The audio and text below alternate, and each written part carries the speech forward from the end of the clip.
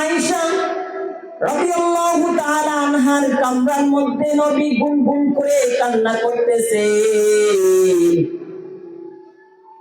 আম্মা জান আয়েশা, নবী বলেন, আম্মা জান আয়েশা রাদিয়াল্লাহু তাআলা আনহা নবীকে প্রশ্ন করলেন, পয়গম্বর আপনি কি কারণে কাঁদেন? পয়গম্বর কোনো কথা বলেন না।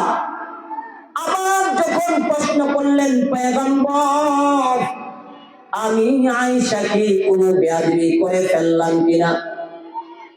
নবী বললেন, ও আয়েশা আমাকে এমন কথা বলবা না, আমাকে কান্নার সুযোগ করে দাও রে আয়েশা, কারণ তুমি আমার সুখের দিনের বিবি।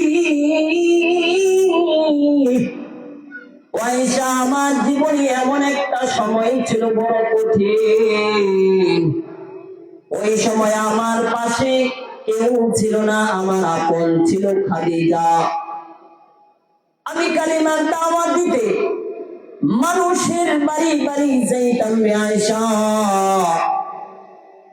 কত মানুষ রাস্তার মধ্যে কাটা বিছাইয়া দিত,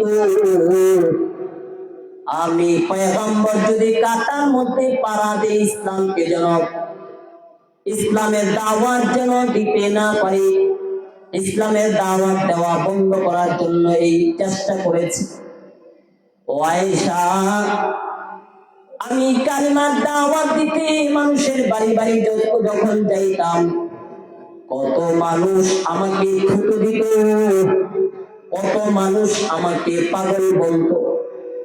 আমি যত কষ্ট করে দাওয়াত দিয়ে বাড়ির দরজার সামনে দাঁড়াইতাম, একটা সালাম দেওয়া মাত্রই খাদিজা দরজাটা খুলে দিত। নবীজি বলেন, আমি খাদিজাকে প্রশ্ন করলাম একদিন, ও খাদিজা আমি যখন ঘরের দরজার সামনে এসে সালাম দিই, তুমি সাথে সাথে দরজাটা খুলে দাও, ও খাদিজা তুমি কি ঘুমাও না?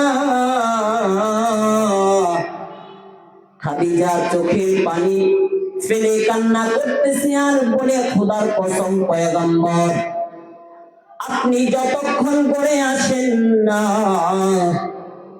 আমি খাদিজা বালিশের মধ্যে মাথাটা লাগাইয়া ঘুমাই না।